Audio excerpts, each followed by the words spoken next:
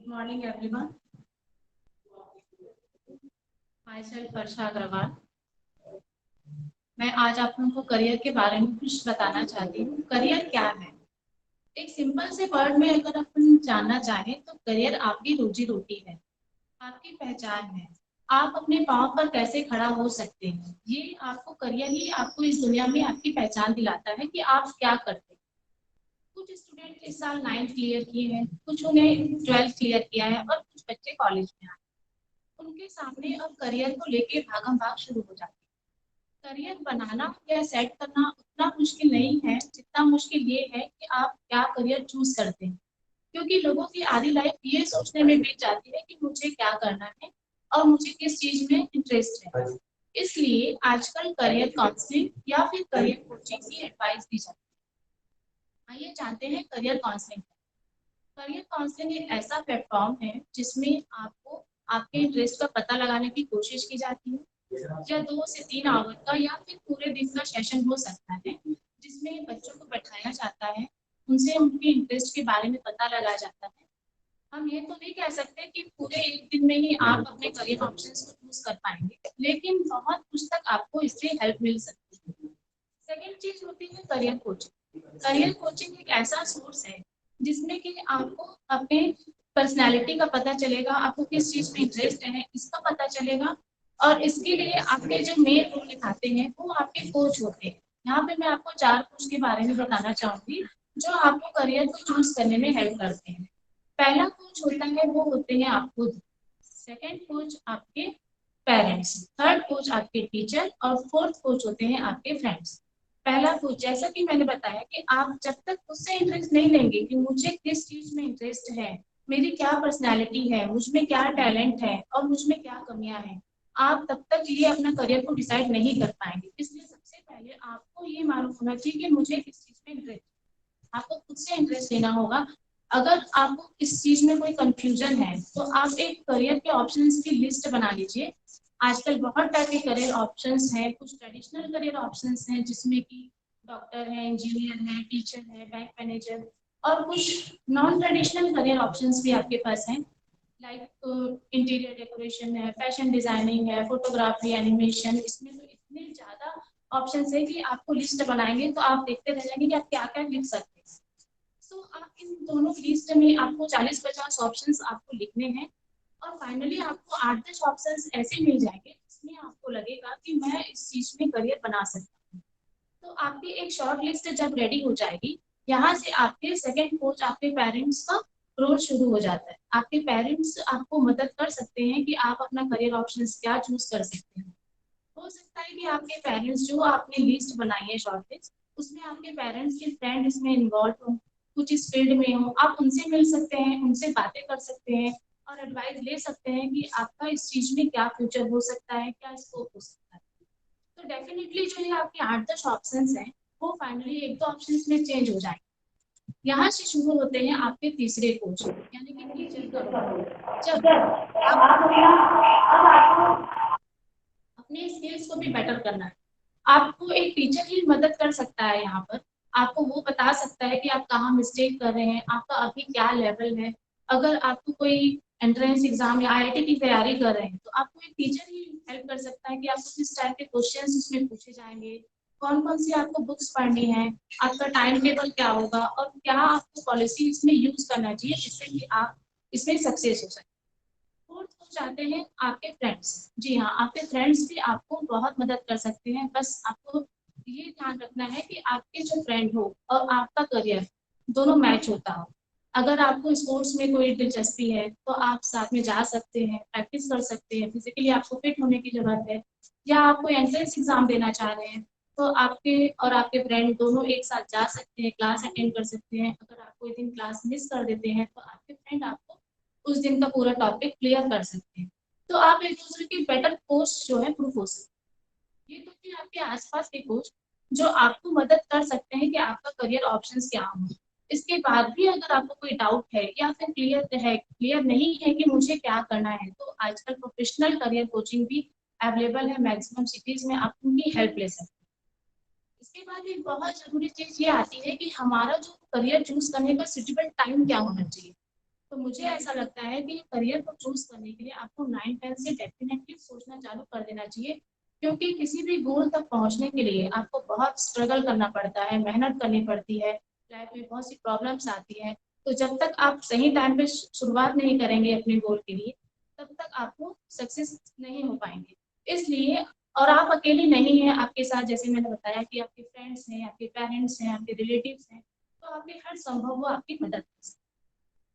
तो इस प्रकार आपको एक बात और मैं ये कहना चाहूंगी कि आप सब कुछ कर सकते हो अगर आपने अपना गोल क्लियर कर लिया हो। रोज सुबह सोकर उठो तो आपको ये मालूम होना चाहिए कि मुझे आज क्या करना है। अगर आपका रास्ते में गोल क्लियर होगा तो रास्ता भी आपको साफ नजर आने लगेगा। आप गोल को अपने ड्रीम से जोड़ सकते हैं, लेकिन बस ये होना चाहिए कि आपका ड्रीम अगर आप पूरा करने में एक प्लान बनाते हैं तो वो आप उसको गोल कह सकते हैं। लाइफ में 3 टाइप के लोग होते हैं। पहले तो वे लोग होते हैं जो कि अपना गोल को डिसाइड कर लेते हैं और उसे पूरा करके ही दम लेते हैं। सेकंड, वो लोग होते हैं जो गोल तो डिसाइड कर लेते हैं लेकिन उनको बीच में ही छोड़ देते हैं जब उनको कोई प्रॉब्लम आ जाती है। और तीसरे वे टाइप के लोग होते हैं जो गोल तो डिसाइड कर लेते हैं लेकिन वो उनको शुरू ही नहीं करते, उनको पूरा करने के लिए स्टार्टिंग अपनी मेहनत कुछ करना ही नहीं चाहते। तो ये आप पर डिपेंड करता है कि आप किस कैटेगरी में अपने आप को रखना चाहेंगे। गोल के लिए एक बहुत इंपॉर्टेंट चीज ये है कि आपका गोल स्मार्ट होना चाहिए। स्मार्ट होना चाहिए इसका मतलब आपके गोल में 5 चीजें बहुत जरूरी है। पहला होता है आपके स्पेसिफिक गोल होना चाहिए। आपका गोल क्लियर होना चाहिए, आपको मालूम होना चाहिए कि मेरा गोल क्या है। अगर आपने एग्जाम में अच्छे नंबर से पास करने का गोल बनाया है तो इसमें अच्छे नंबर की परिभाषा कुछ किसी बच्चे के लिए 60% भी बहुत अच्छा हो सकता है और किसी के लिए 80% भी बहुत अच्छा नहीं होगा। तो आपका गोल आपके दिमाग में क्लियर होना चाहिए कि मेरा गोल क्या है। सेकेंड चीज होती है कि मेजरेबल होना चाहिए। आपका गोल को मेजरेबल होना चाहिए, आप जिसे नाप सकें। अगर आपका टारगेट आपका वजन कम करने का है तो कितना कम करना है। जब तक आपका गोल मेजरेबल नहीं होगा, आप किस स्टेज में है, आपकी प्रोग्रेस क्या है, ये आप पता नहीं लगा पाएंगे। इसलिए आपका गोल हमेशा मेजरेबल होना चाहिए। थर्ड चीज जो आती है वो होता है आपके अचीवेबल गोल। गोल हमेशा ऐसा कोई गोल मत रखो जिसे आप अचीव ना कर पाओ। अगर आप मैथ्स में बहुत वीक है, मुश्किल से पास हो पाते हैं, लेकिन आपने गोल रख लिया कि मुझे 100% मार्क्स चाहिए, तो ये थोड़ा सी इसकी पॉसिबिलिटी कम हो जाएगी। इसलिए हमेशा वो गोल रखिए। अगर वही आप 75% का टारगेट रखते हैं तो हो सकता है कि आपकी पॉसिबिलिटी बढ़ जाए।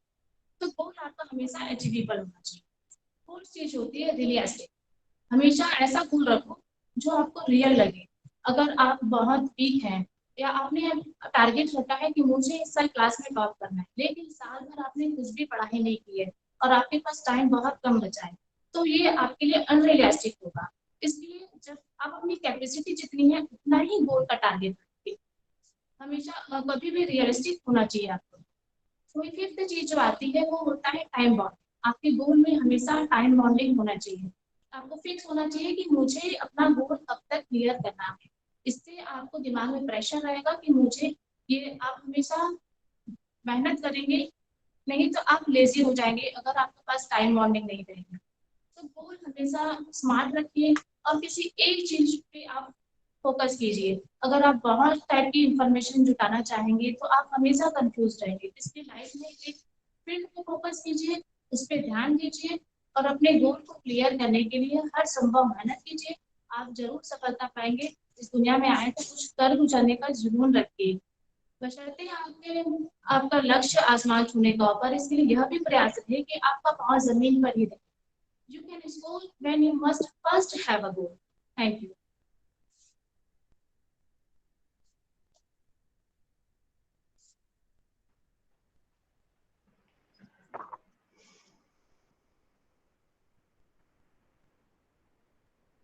Thank you Jaycerette Varsha Agarwal. आज उन्होंने बहुत अच्छे तरीके से हमें करियर और गोल के बारे में बताया कि हमें करियर कैसे चुनना चाहिए, कौन कौन हमारी मदद कर सकते हैं और गोल हमारा कैसा होना चाहिए और वह ऐसा होना चाहिए कि जिसकी हम प्राप्ति कर सकें। आइए अब हम हमारे दूसरे पड़ाव की ओर चलते हैं। हमने गोल तो चुन लिया, गोल कैसे हम फुलफिल करेंगे यह भी हमने समझ लिया। लेकिन किसी भी चीज को पाने के लिए समय की आवश्यकता होती है। इस समय को कैसे मैनेज किया जाए, इसके बारे में आज हमें बताएंगे हमारी बहुत ही प्रखर वक्ता जेसीरेट मोनिका खेतान जी। आइए, मैं बहुत गर्मजोशी के साथ में उन्हें आमंत्रित करता हूं। जेसीरेट मोनिका खेतान जी को कृपया तालीम के साथ उनका स्वागत करें और कृपया ध्यानपूर्वक उन्हें सुने, ये बहुत ही आपके काम आएगा। Jaycerette Monika Khaitan ji. Thank you, thank you, thank you Pankaj भैया। गुड मॉर्निंग बच्चों, कैसे हैं आप सब? आई होप आप सभी की पढ़ाई बहुत अच्छी चल रही होगी। जैसे कि अभी कोविड टाइम है, आप लोग घर में ही बैठकर पढ़ाई कर रहे हैं, ऑनलाइन स्टडीज कर रहे हो। इन सबके बीच आपने अपना समय भी निश्चित कर लिया होगा। अगर नहीं तो आज का ये सेशन आप लोगों के बहुत काम आएगा। एक इच्छा से कुछ नहीं बदलता, एक निर्णय से थोड़ा बदलता है, लेकिन एक निश्चय बहुत कुछ, सब कुछ बदल देता है। बच्चों, हाँ, अगर आपने एक निश्चय कर लिया कि मुझे ये काम करना है, मतलब आपको अपना गोल पाने से कोई भी नहीं रोक सकता। मैं आपको ये बताऊं कि टाइम मैनेजमेंट के टिप्स क्या है और आपको टाइम कैसे मैनेज करना है। इससे पहले मैं आपको कुछ इसके फायदे बता देती हूँ, ताकि आप आज का ये सेशन बड़े ध्यान से और बड़े इंटरेस्ट के साथ सुनेंगे। टाइम मैनेजमेंट का सबसे बड़ा जो फायदा है वो ये है कि आप कम टाइम में बहुत ज्यादा काम कर पाएंगे। दूसरा, आपकी कोई डेडलाइन होगी, लास्ट आपको कोई एक असाइनमेंट ऐसा मिलता है जो आपको एक टाइम से पहले खत्म करना है, आप उस डेडलाइन टाइम के पहले आप अपना काम पूरा कर पाएंगे। काम आपका टाइम से पूरा हो गया, इट मीन्स आप स्ट्रेस फ्री रहेंगे। आपकी लाइफ साइकिल के बाकी के काम, चाहे वो स्पिरिचुअल हो, सोशली हो, या फिजिकली या इंटरटेनमेंट, आप उनको भी टाइम दे पाएंगे। नहीं तो बच्चों, आप सिर्फ पढ़ाई ही करते रह जाएंगे। एक बात जो हमने अक्सर सुनी है, टाइम इज मनी, बट मैं बोलूंगी टाइम इज लाइफ। हाँ, अगर आप अपनी लाइफ में कुछ पाना चाहते हैं, कुछ करना चाहते होंगे, तो आपको सीखना होगा टाइम मैनेजमेंट। और इसी टाइम मैनेजमेंट के कुछ सीक्रेट्स को लेकर हम आज यहाँ डिस्कशन भी करेंगे।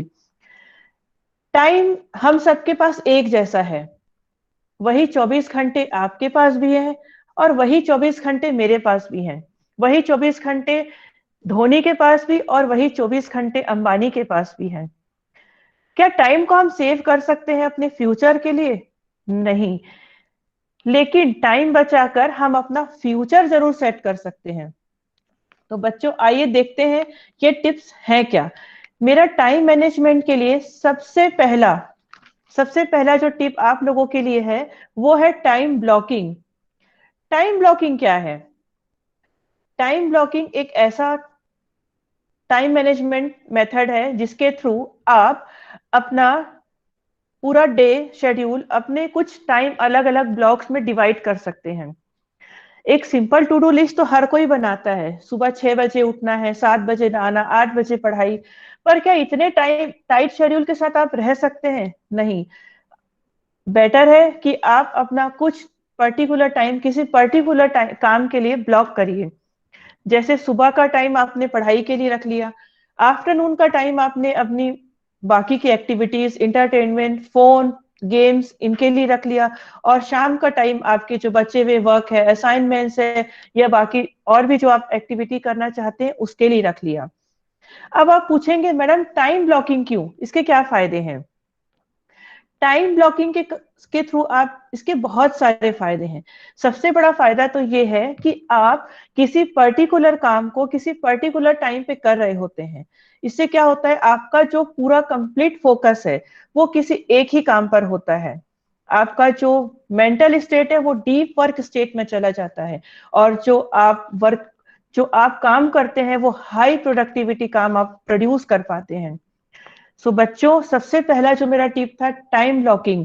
दूसरा टिप मैं आपको ये दूंगी, हमेशा स्टेबल रहे और टालम टोल से बचिए।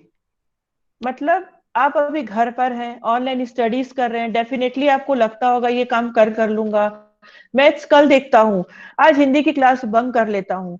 नहीं, ऐसा आपको बिल्कुल नहीं करना है। इससे नुकसान क्या होगा? इससे नुकसान ये होगा आपके ऊपर एक्स्ट्रा बर्डन आपके ऊपर बढ़ता जाएगा, फायदे कुछ होंगे नहीं, सिर्फ आप अपना बर्डन ही बढ़ाएंगे। तीसरा जो मेरा पॉइंट है आप लोगों के लिए, जो टिप है वो है अपनी प्रायोरिटीज फिक्स करिए। आपको पता होना चाहिए मुझे पहला काम कौन सा करना है, मेरी प्रायोरिटी क्या है। इसके लिए चलिए एक छोटे से एग्जांपल से हम समझते हैं। इसके लिए सबसे छोटा सा एक एग्जांपल है, एक बार एक प्रोफेसर अपनी क्लास में क्लास ले रहे होते हैं, बच्चे बड़े अच्छे से उनको सुन रहे होते हैं, एक मोटिवेशनल उनकी क्लास चल रही होती है, तभी सर अचानक अपने टेबल के नीचे से एक बड़ा सा कांच का एक जार निकालते हैं और टेबल पे रख देते हैं। बच्चे सोचते हैं आज सर कर क्या रहे हैं, तभी सर कुछ बड़े रॉक्स, बड़े पत्थर के टुकड़े निकालते हैं, कुछ छोटे कंकड़, रेत निकालकर टेबल पे रख लेते हैं। बच्चे बड़े सरप्राइजली उनको सुनते रहते हैं। सर बच्चों से पूछते हैं, बच्चे आप क्या मुझे देख रहे हैं अच्छे से? बच्चे बड़े अच्छे से बोलते हैं हाँ सर। अब सर जार के अंदर बड़े पत्थर जमाना शुरू कर देते हैं, लाइन से सीक्वेंस वाइज सर अपने जो बड़े रॉक्स होते हैं उनको सीक्वेंस वाइज जमाना शुरू कर देते हैं। और बच्चों से पूछते हैं, बच्चों is the jar full?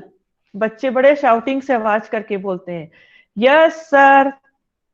Sir एक हल्की सी स्माइल करते हैं और अब बाजू में जो छोटे पेबल्स रखे होते हैं उनको उठाते हैं और उस जार में भरना शुरू कर देते हैं।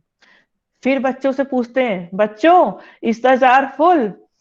बच्चे फिर से बड़ी शाउटिंग से, बड़े जोश के साथ yes sir, jar is full. Sir इस बार थोड़ी स्माइल करते हैं और थोड़ा हंसते हुए अपनी मुट्ठी में थोड़ी रेत उठाते हैं और जार में भर देते हैं। जार को हल्का शेक करते हैं, थोड़ी और रेत भर देते हैं।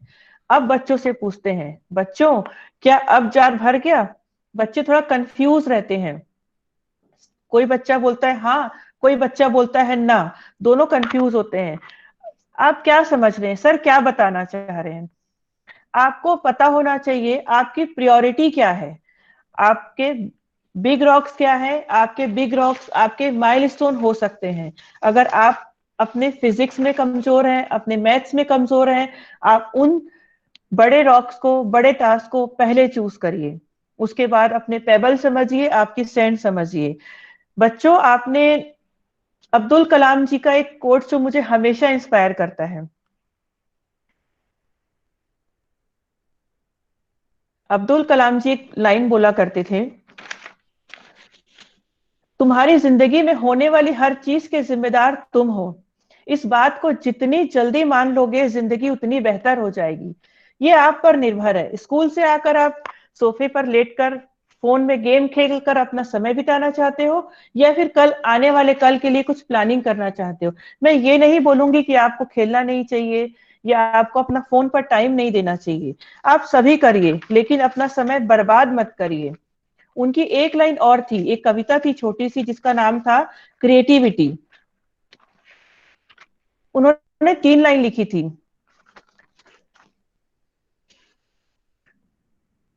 Learning gives creativity, creativity leads to thinking, thinking provides knowledge and knowledge makes you great.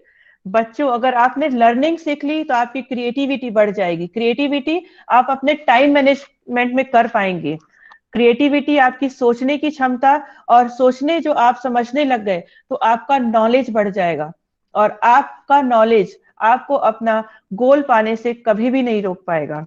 तो बच्चों ये अब्दुल कलाम जी की ये लाइन आप हमेशा अपने लाइफ में जरूर फॉलो करिए, जरूर पढ़िए। सलमान खान, सलमान खान को कौन नहीं जानता, उनकी एक मूवी आई थी वांटेड और उनका डायलॉग था, एक बार जो मैंने सोच लिया, खुद को कमिट कर दी, तो फिर मैं अपने आप की भी नहीं सुनता। यही आपको अपनी लाइफ में फॉलो करना है। आप अपनी लाइफ के हीरो हैं, आपको अब सुपरस्टार बनना है। अपना टाइम बचाइए, उस टाइम को आपको खोना नहीं है। एक कहावत तो आपने सुनी होगी, काल करे सो आज कर, आज करे सो अब, पल में पल होएगी और बहुरी करेगा कब।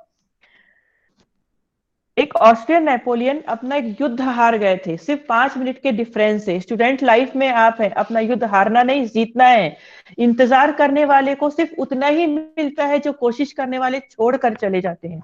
तो बच्चों वेट नहीं करना है, कोशिश करनी है और कुछ पाना है। मैं आपको एक स्लाइड शेयर कर रही हूं जिसमें मैंने आपको आज के कुछ एग्जांपल्स के बेनिफिट्स हैं, इसको आप जरूर स्क्रीनशॉट करके रखिएगा। आई होप आपके ये सभी के बहुत काम आएगा। Thank you everyone. अब मैं नेक्स्ट सेशन के उसके लिए जेसी पंकज अग्रवाल को इनवाइट करती हूँ। थैंक यू जेसीरेट मोनिका खेतान जी। बहुत ही बढ़िया सेशन रहा आज आपका। मुझे पक्का यकीन है बच्चों को टाइम मैनेज कैसे करना है उसके बारे में पूरी जानकारी मिल चुकी है, और ये छोटे छोटे टिप्स को वो यूज करके अपने समय की बचत कर सकते हैं, उसका सदुपयोग कर पाएंगे और आपके उदाहरण जरूर उनके काम आए होंगे। आइए अब हम आगे बढ़ते हैं। हमने गोल के बारे में समझ लिया, टाइम हमें जो लगना है उसके बारे में हमने जानकारी ले ली। अब यह सब चीज होता है तो एक स्वाभाविक सी चीज है कि तनाव आने की संभावना है। इस तनाव को हम कैसे दूर करें, ये तनाव को हम पॉजिटिव कैसे बनाएं और इसको हम कैसे एक कर्ज की जगह पे बूंद के तौर पे ले सकते हैं, इसके बारे में बताने आ रही है हमारी बहुत ही पुरानी और बहुत ही प्रखर वक्ता जेसीरेट नीलू अग्रवाल जी। मैं आमंत्रित करना चाहूंगा जेसीरेट नीलू अग्रवाल जी को, जो आज हमें स्ट्रेस के बारे में बताएंगी।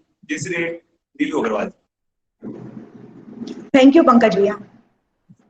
गुड मॉर्निंग बच्चों, कैसे हैं आप सब?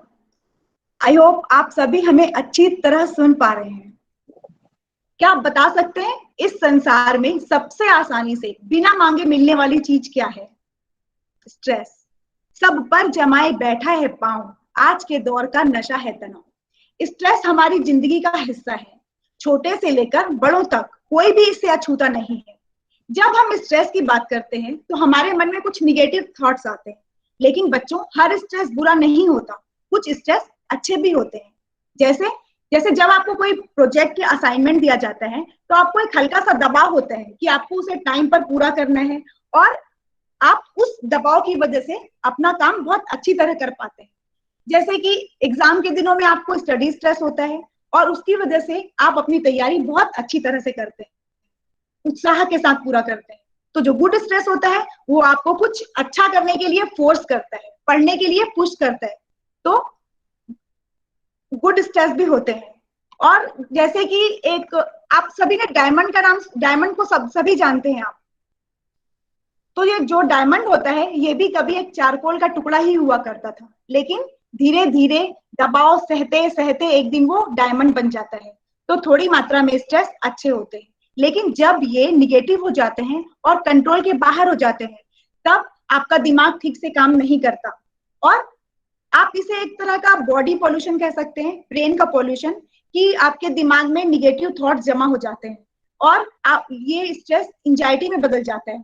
आपको भूख प्यास बंद हो जाती है, नींद आना कम हो जाता है और चिड़चिड़ापन आता है। आपको लगता है कि आपकी एग्जाम की तैयारी अच्छी नहीं चल रही है, आप कुछ नहीं कर पाएंगे, आप डिमोटिवेट होते हैं इसकी वजह से।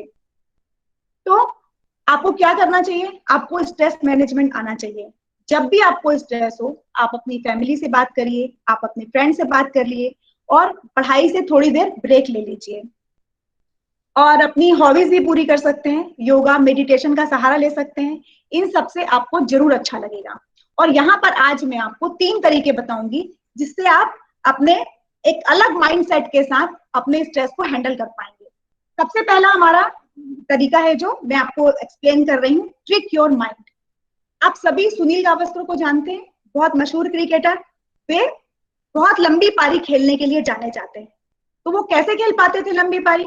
जब भी वे सेंचुरी बनाते वे बाउंड्री के बाहर चले जाते और फिर वापस आते, वापस ग्लव्स पहनते, फिर से स्टैंड लेते और ऐसा शो करते कि वो आज पहली बार मैदान में उतरे हैं। क्या करते थे? वो अपने माइंड को ट्रिक करते थे कि मैंने अभी खेलना शुरू किया है, कुछ भी अचीव नहीं किया है और मुझे आज बहुत कुछ हासिल करना है। तो जब वो इस भावना के साथ दोबारा खेलना चालू करते तो वो काफी लंबी पारी खेल पाते थे, वे संतुष्ट होकर बैठते नहीं थे। तो आप भी अपने माइंड को ट्रिक कीजिए। जब भी आपको स्टडी स्ट्रेस हो एग्जाम के समय में, आप कहिए एग्जाम अच्छे हैं, एग्जाम अच्छे हैं। और वाकई में एग्जाम अच्छे हैं, क्योंकि वो दबाव में आपको काम करना सिखाते हैं, स्ट्रांग बनाते हैं। तो आप कहिए एग्जाम अच्छे हैं, चाहे तो लिख कर चिपका लीजिए। आप बार बार उसे देखेंगे तो आपको जरूर अच्छा लगेगा। आपको ट्रैफिक से स्ट्रेस होता है, आप बस स्टैंड पे खड़े हैं, बस का वेट करना आपको पसंद नहीं है, तो आप क्या करिए, शांत रहिए और सोचिए कि मैं बस वेटिंग मेडिटेशन कर रहा हूं। देखिए कैसे स्ट्रेस छूमंतर हो जाता है। हमारा अगला पॉइंट है लर्न फ्रॉम योर मिस्टेक। कहते हैं इंसान गलतियों का पुतला होता है, लेकिन एक सफल इंसान वही होता है जो अपनी गलतियों को पहचाने, फिर माने और फिर उन्हें सुधारने की कोशिश करता रहे। कभी कभी एक गलती की वजह से पूरा जीवन बदल जाता है। बच्चों, एक सक्सेसफुल मेडिकल साइंटिस्ट से उनकी क्रिएटिविटी का राज पूछा गया कि वे इतने क्रिएटिव कैसे हैं। तो उन्होंने बताया कि जब वो 4 साल के थे तो एक बार फ्रिज से दूध की बोतल निकाल रहे थे और बोतल उनके हाथ से गिरकर टूट गई। माई उन्होंने कहा कि रॉबर्ट, तुमने बहुत गड़बड़ कर दी, अब देखो कितना नुकसान भी हो गया, लेकिन कोई बात नहीं, इतना बड़ा दूध का पॉन्ड मैंने तो पहली बार देखा है, क्या तुम इसमें खेलना पसंद करोगे? और मैं उस दिन उसमें बहुत देर तक खेला। फिर माँ ने कहा कि अब गंदगी तो तुमने की है तो सफाई भी तुम्हें करनी पड़ेगी, बताओ किससे करोगे, तौलिए या फिर स्पंज से? मैंने स्पंज चुना और माँ के साथ मिलकर पूरी फर्श की सफाई की। फिर माँ ने कहा कि अभी अभी यहाँ पर एक एक्सपेरिमेंट फेल हुआ है कि नन्हे हाथों से बड़ी बोतल कैसे उठाई जाए, तो चलो अब हम इसकी प्रैक्टिस करते हैं। और माँ मुझे गार्डन में लेकर गई और वहां मुझे पानी से भरी एक बड़ी बोतल दी। और उस दिन कई बार कोशिश करने के बाद मैंने सीखा कि जब बोतल को ढक्कन के पास से उसके नीचे दोनों हाथ लगाकर पकड़ा जाता है तो बोतल गिरती नहीं है। तो देखा बच्चों, उस दिन उस 4 साल के बच्चे ने सीखा कि गलती करने से कभी भी नहीं डरना चाहिए, क्योंकि गलतियां सबूत होती हैं कि आप कम से कम कोशिश तो कर रहे हैं। और हमें हमेशा अपनी गलतियों से सबक सीखना चाहिए। अब थॉमस एडिसन आप सभी जानते हैं, उन्होंने बल्ब का आविष्कार किया था। तो उन्होंने 700 बार कोशिश की तब जाकर वे बल्ब बना पाए। 699 बार उनसे गलतियां हुई और हर बार वे अपनी गलतियों को सुधारते गए और उन्हें सक्सेस मिली। तो कभी भी गलती करने से मत डरिए, हालांकि बार बार एक ही गलती को करना ये बेवकूफी होती है। तो बच्चों, हर बार आप अपनी गलतियों से सबक सीखिए और आगे बढ़ते जाइए। अब ये हमारे 2 पॉइंट हो चुके, अब हम आते हैं हमारे 3rd पॉइंट पर, जो है डू योर बेस्ट। कहते हैं जीवन आपको वही लौटाता है जो आप उसे देते हैं, तो आप हमेशा अपना सर्वश्रेष्ठ कीजिए। 2 लाइनें हैं, ना किसी से ईर्ष्या ना किसी से होड़, मेरी अपनी मंजिल मेरी अपनी दौड़। बच्चों, आधा टेंशन तो हमें दूसरों को देखकर होता है, उसका इतना कोर्स हो गया, उसने इतनी बार रिवाइज कर लिया। तो सबसे पहले आप दूसरों को देखना छोड़ दीजिए, आप पूरा फोकस खुद पर करिए, आप अपना 100% दीजिए। याद रखिए बच्चों, हार्ड वर्क करना आपके वश में है, रिजल्ट आपके वश में नहीं है। तो अगर आप अपना 100% देते हैं, उसके बाद अगर आप फेल भी हो जाते हैं तो कोई बड़ी बात नहीं, कोई बुरी बात नहीं है ये, क्योंकि फेलियर हर बार आपको एक नया एक्सपीरियंस दे जाता है। और जब आपके पास एक्सपीरियंस का खजाना इकट्ठा हो जाए तो फिर आपको कोई भी हरा नहीं सकता है। तो कोशिश करते रहिए, वरना आपको बाद में पछतावा होता है कि काश मैंने कोशिश की होती। इसको हम एक एग्जाम्पल से समझते हैं। मान लीजिए आप एक रेस में भाग ले रहे हैं और आप काफी तेजी से भागते हैं, आपको फर्स्ट आना है और आप बहुत तेजी से दौड़ रहे हैं, और तभी एक और खिलाड़ी, दूसरा खिलाड़ी आपसे आगे हो जाता है और आप सोचते हैं ये गोल्ड तो गया मेरे हाथ से। फिर भी आप दौड़ते हैं सिल्वर के लिए और तभी एक और खिलाड़ी आपसे आगे हो जाता है। आप क्या करेंगे? आप रुकेंगे तो नहीं, आप और पूरा अपना 100% लगाते हैं 3rd के लिए। लेकिन आज किस्मत को कुछ और ही मंजूर है, तीसरा खिलाड़ी भी आपसे आगे हो जाता है। आपके बाजू में आपका एक और साथी दौड़ रहा होता है, वो बोलता है अब क्या फायदा, 4th के लिए कोई मेडल नहीं है। लेकिन आप तब भी नहीं रुकते, आप पूरी ताकत लगाकर दौड़ते हैं और 4th आते हैं। आपका दोस्त आपसे कहता है क्या फायदा हुआ, 4th के लिए कोई मेडल नहीं है। आप कहते हैं तो क्या हुआ, मैंने अपना बेस्ट तो दिया, मैंने आज तक की अपनी सर्वश्रेष्ठ प्रदर्शन किया है और अपना पिछला रिकॉर्ड तोड़ा है और मैं संतुष्ट हूँ। और बच्चों तभी अनाउंसमेंट होती है कि जो फर्स्ट वाला खिलाड़ी है वो किसी कारणवश डिस्क्वालीफाई कर दिया जाता है। अब सेकंड वाला फर्स्ट, थर्ड वाला सेकंड, और आपको मिल जाता है ब्रॉन्ज मेडल। सोचिए बच्चों, अगर 3 खिलाड़ी आगे होने के बाद आप रुक जाते या आप अपनी दौड़ धीमी कर देते तो क्या आपको मेडल मिलता? कभी नहीं। याद रखिए, आप ईश्वर भी उन्हीं की मदद करता है जो मेहनत करते हैं। आप आज अपना बेस्ट दीजिए, आने वाला कल अपने आप बेस्ट हो जाएगा। तो हमेशा अपना सर्वश्रेष्ठ देते रहिए। जब आप ये तीन तरीके जो मैंने बताए हैं, आप इनको फॉलो करेंगे तो आपको स्ट्रेस कम करने में आपको बहुत सहायता मिलेगी। अब आते हैं बच्चों हम आज के सबसे बड़े स्ट्रेस पर, जो कि है कोविड-19। कोविड-19 इसने पूरी दुनिया को अपनी चपेट में ले लिया है। हर कोई कोविड से परेशान है, बहुत बदतर हालात हैं, लाखों लोग मर रहे हैं और चारों तरफ निगेटिव माहौल है। लेकिन हमें इससे घबराना नहीं है। आप और हम इस तरह बात कर रहे हैं तो हम बहुत लक्की हैं। हमें ईश्वर को थैंक्स कहना चाहिए कि हम कोरोना से फ्री हैं। बच्चों, इस निगेटिविटी में भी हम पॉजिटिव ढूंढ सकते हैं। हम इस आपदा को अवसर में बदल सकते हैं। आप भूल जाइए दुनिया में क्या हो रहा है, आप ये सोचिए कि मुझे एक अपॉर्चुनिटी मिली है और मुझे इसे एक अवसर में बदलना है। बच्चों, अभी लॉकडाउन चल रहा है, ऑनलाइन पढ़ाई चल रही है, फिर भी आपके पास बहुत टाइम है, क्योंकि ना आप कहीं जा रहे हैं ना कोई आपके घर आ रहा है। तो आप इस टाइम को कैसे बिताएंगे? या तो सोकर या सीख कर, चॉइस आपकी है।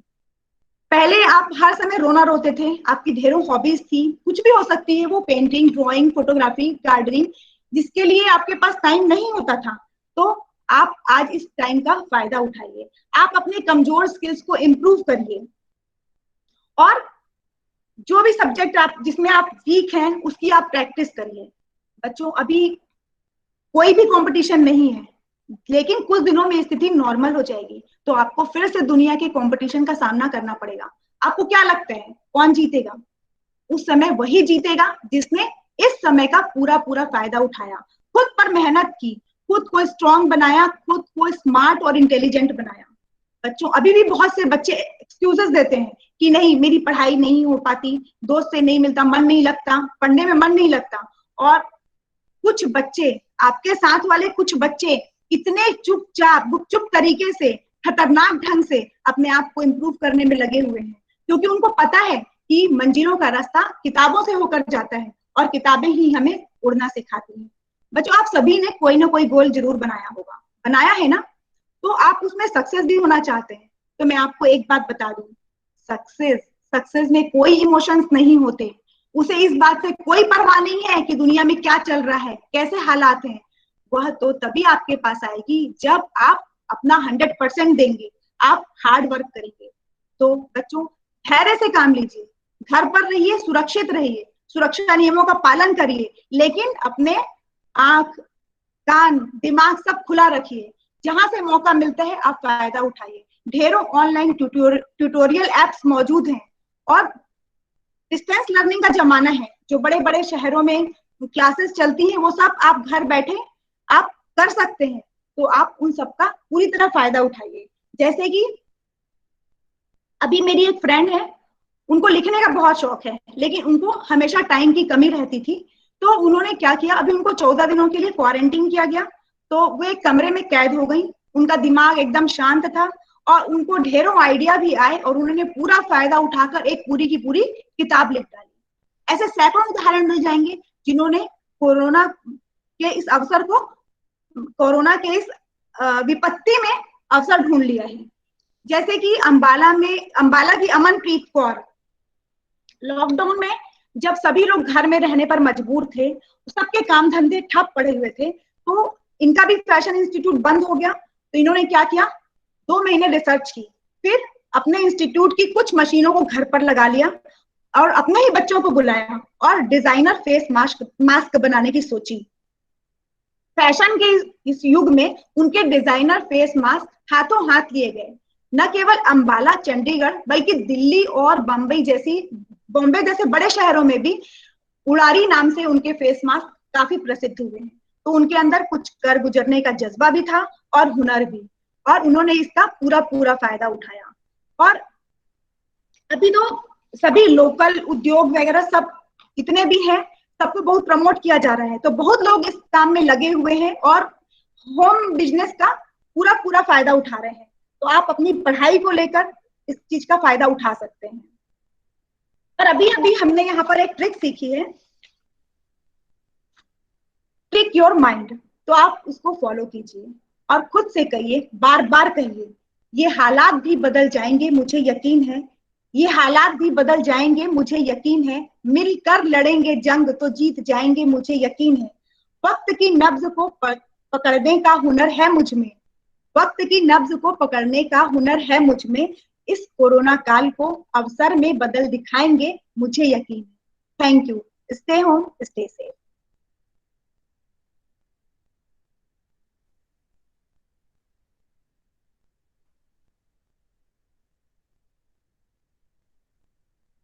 बहुत बहुत धन्यवाद जयश्री नीलू अग्रवाल जी।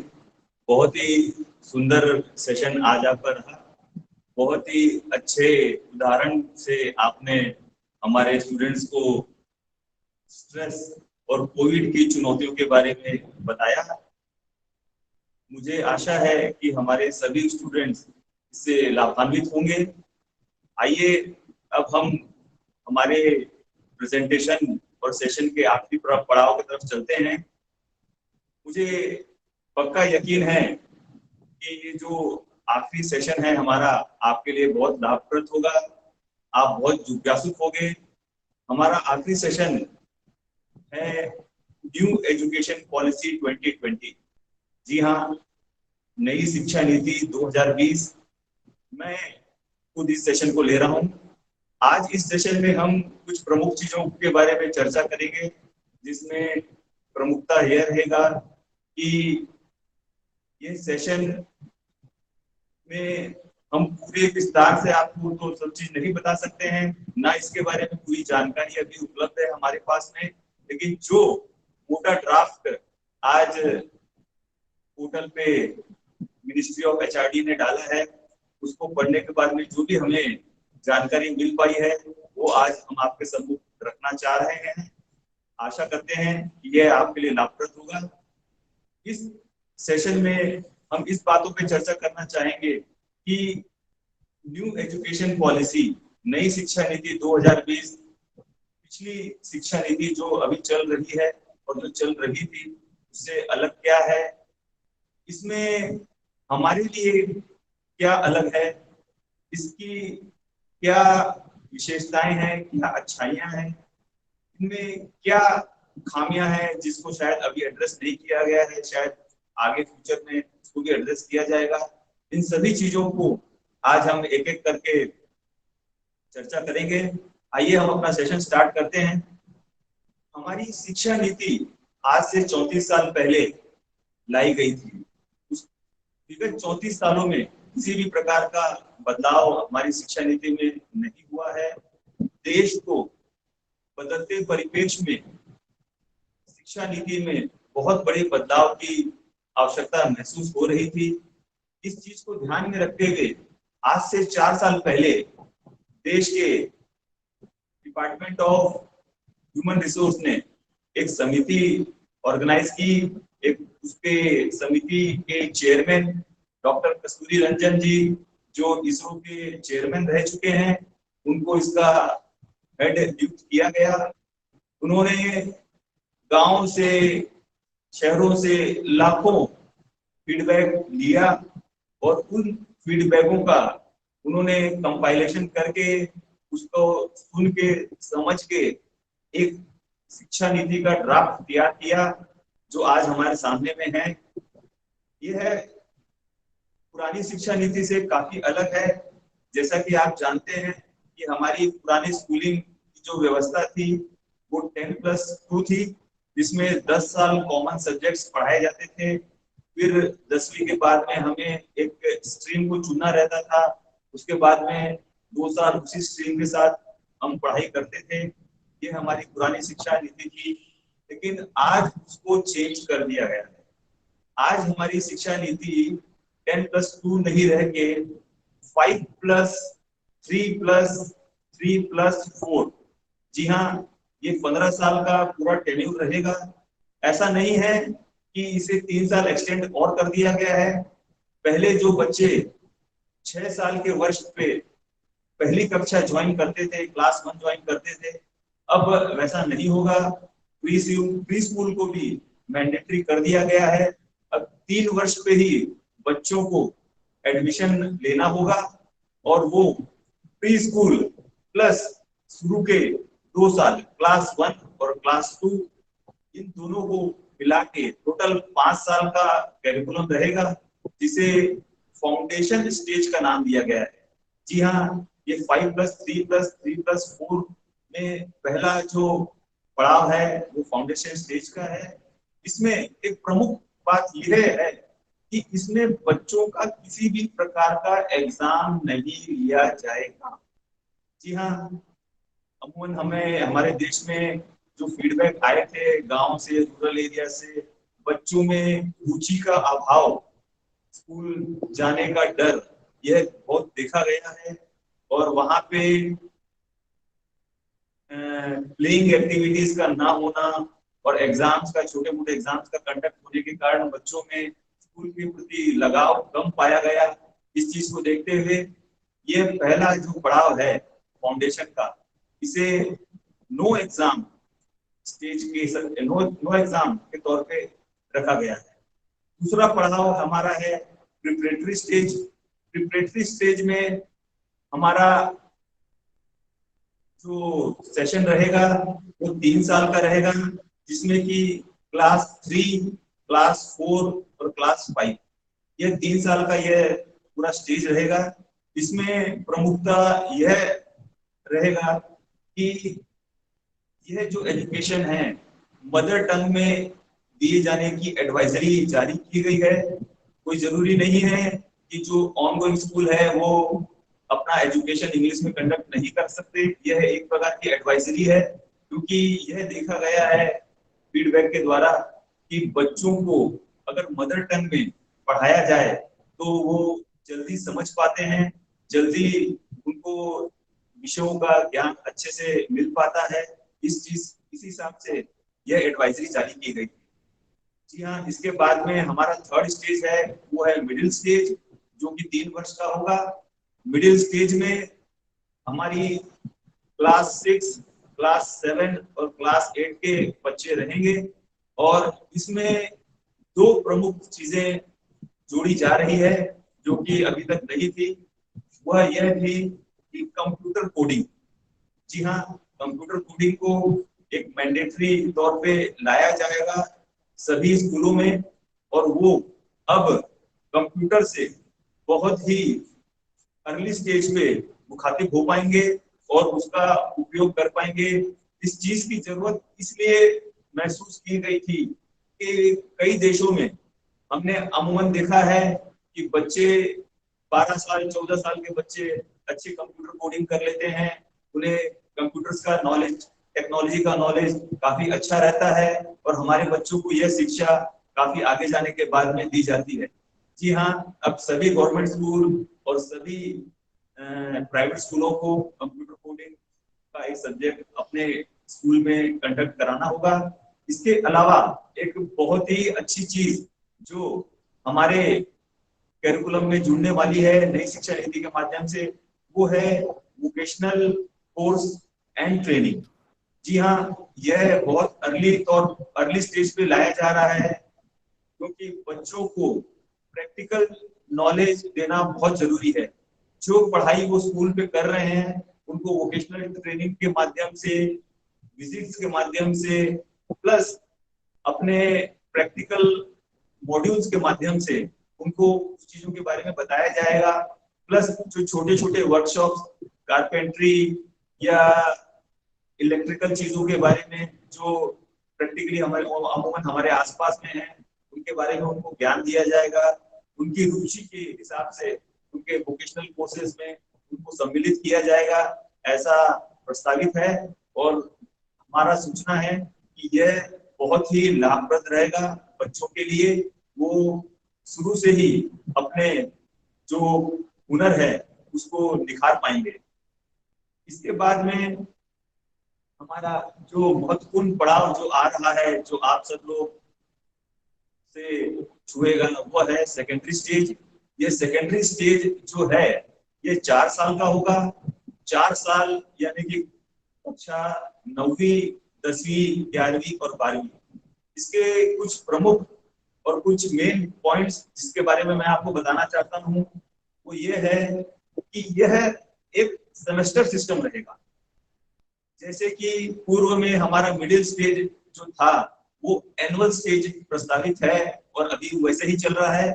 अब हमारा जो लास्ट सेकेंडरी स्टेज है वह सेमेस्टर सिस्टम रहेगा। आप पूरे 4 साल के करिकुलम को 8 सेमेस्टर्स में डिवाइड किया जाएगा और जो कि अमूमन पाया गया है कि बच्चे लोग लास्ट के 1 महीना 2 महीना में पढ़ाई करके उस साल को कंप्लीट करने की इच्छा रखते हैं और शायद पढ़ाई को उतनी सीरियसली नहीं लेते हैं। यह खामी को दूर करने के लिए इसे 2 भाग में बांटा जा रहा है पूरे साल को। एक साल में 2 सेमेस्टर होंगे और दोनों सेमेस्टर को क्लियर होने के बाद में ही आप थर्ड सेमेस्टर में जाएंगे। आप सेमेस्टर बाय सेमेस्टर आप अपने करिकुलम को आगे बढ़ाएंगे। एक बहुत प्रमुख और बहुत महत्वपूर्ण बदलाव इसके अंदर में जो हुआ है वो ये है कि it will be no stream. It will be no stream का मतलब ये है कि अब जो आपको सब्जेक्ट्स चूज करना था, जो 10वीं के बाद करते थे, वैसी किसी भी प्रकार की बाध्यता नहीं होगी। आप अपने पसंद के सब्जेक्ट्स चूज कर पाएंगे। फॉर एग्जांपल अगर किसी को मैथ्स में इंटरेस्ट है तो मैथ्स के साथ में वो चाहता है कि अकाउंट्स भी उसे पढ़ना है, लेकिन वह अमूमन नहीं हो पाता था क्योंकि अकाउंट्स कॉमर्स स्ट्रीम का सब्जेक्ट है और मैथ्स साइंस स्ट्रीम का सब्जेक्ट है। इसलिए ये बाध्यता समाप्त कर दी गई है। बच्चे अब अपने चॉइस के हिसाब से यह सब्जेक्ट्स अब चुन पाएंगे। वो पॉलिटिकल साइंस चुनना चाहते हैं, पॉलिटिकल साइंस चुन सकते हैं। बायोलॉजी चुनना चाहते हैं, बायोलॉजी चुन सकते हैं। अपनी रुचि के हिसाब से अपने विषयों को अपने करिकुलम का हिस्सा बना सकते हैं।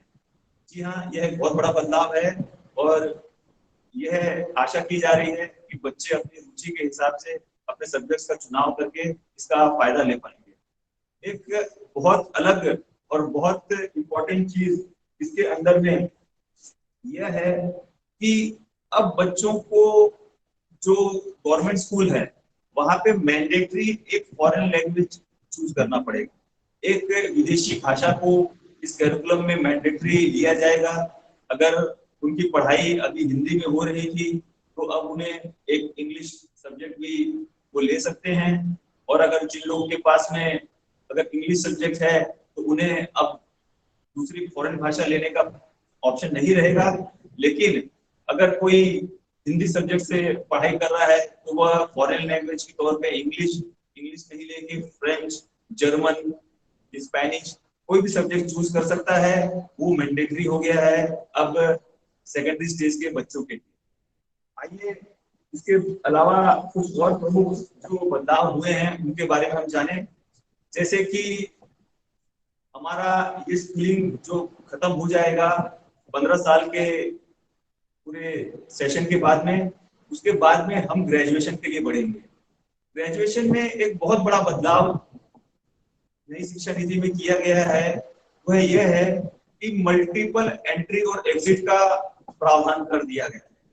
इसका मतलब यह है कि कोई बच्चा अगर 1 साल ग्रेजुएशन की पढ़ाई करने के बाद में अगर किसी कारणवश एजुकेशन डिसकंटिन्यू कर देता है और उसे क्या है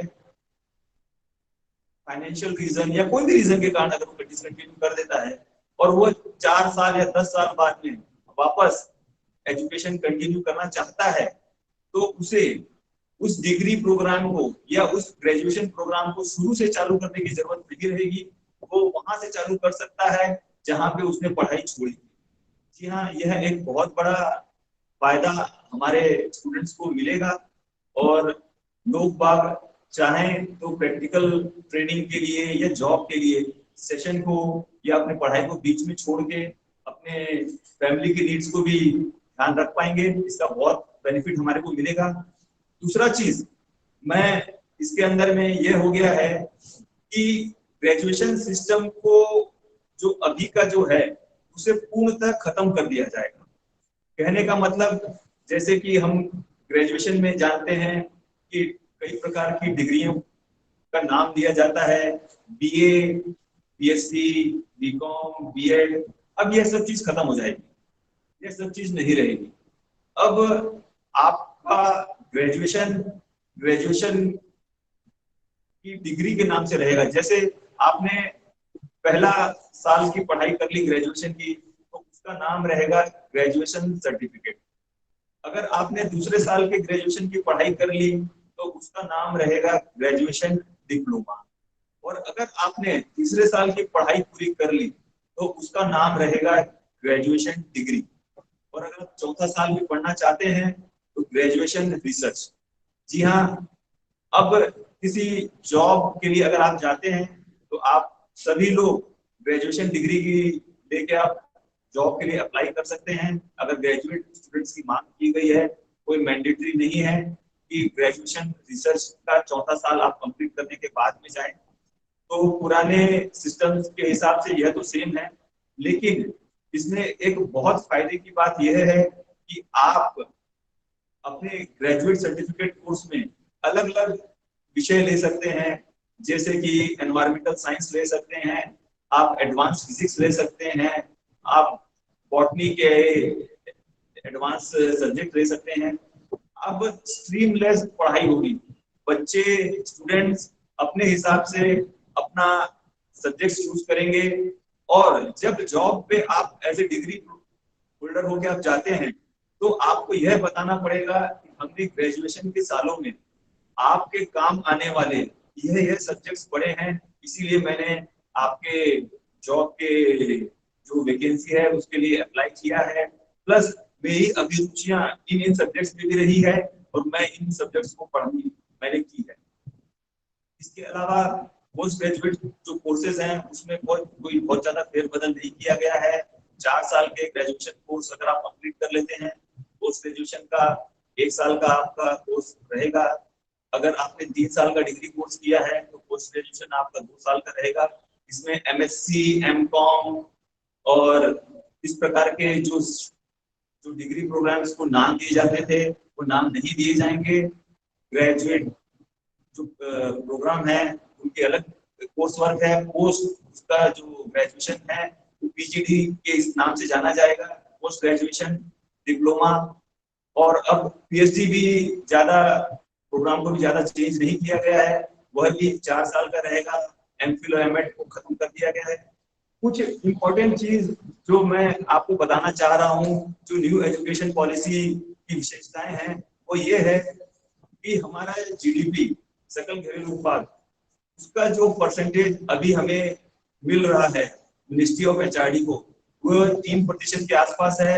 यह 6% प्रस्तावित है। जब ये लागू हो जाएगा 3 से 4 साल बाद में, हमें ऐसा लग रहा है कि 2023 से यह इम्प्लीमेंट हो जाएगा।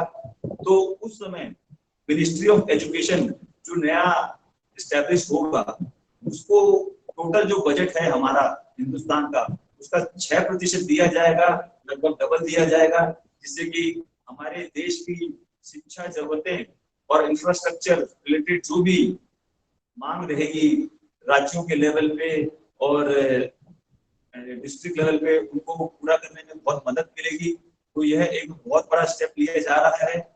दूसरी बहुत इंपॉर्टेंट चीज और जो एक प्रकार की बुराई जो देखी गई है बड़े शहरों में कि हमारी स्कूल्स को हमारा फीस स्ट्रक्चर बढ़ा के लेते थे, अब उस फीस स्ट्रक्चर को एक लिमिट में रखा जाएगा और वही फीस स्ट्रक्चर स्टूडेंट्स के लिए एप्लीकेबल रहेगा।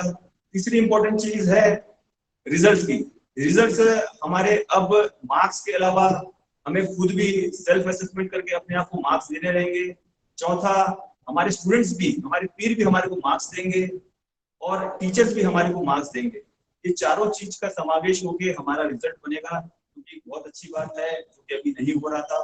अभी हम एग्जाम देते थे और हमें नंबर मिल जाते थे, वही हमारे फाइनल मार्क्स होते थे, ऐसा नहीं होगा।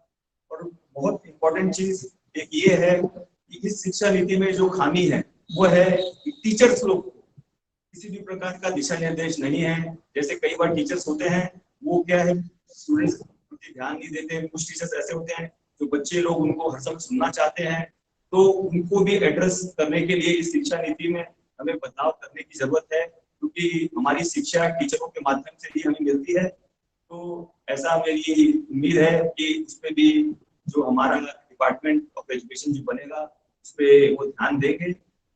आइए हम इस सेशन को अब कंक्लूड करते हैं और मैं एक अपॉर्चुनिटी लूंगा कि हमारे जो होस्ट हैं, जो इंदू IIT स्कूल के प्रिंसिपल हैं, उनको मैं बहुत बहुत धन्यवाद देना चाहूंगा। इंदू IIT स्कूल के मैनेजमेंट का धन्यवाद देना चाहूंगा, जिन्होंने हमें ये अपॉर्चुनिटी दी कि हम हमारा हौसलों के उड़ान कार्यक्रम का सेशन आपके स्कूल में कंडक्ट कर सकें। मैं साथ ही हमारे ट्रेनर्स का भी धन्यवाद देना चाहूंगा, जिन्होंने समय निकाल के एक टीम के तौर पे ये पूरा प्रेजेंटेशन कंडक्ट किया। बहुत बहुत धन्यवाद सबका। Thank you, thanks a lot.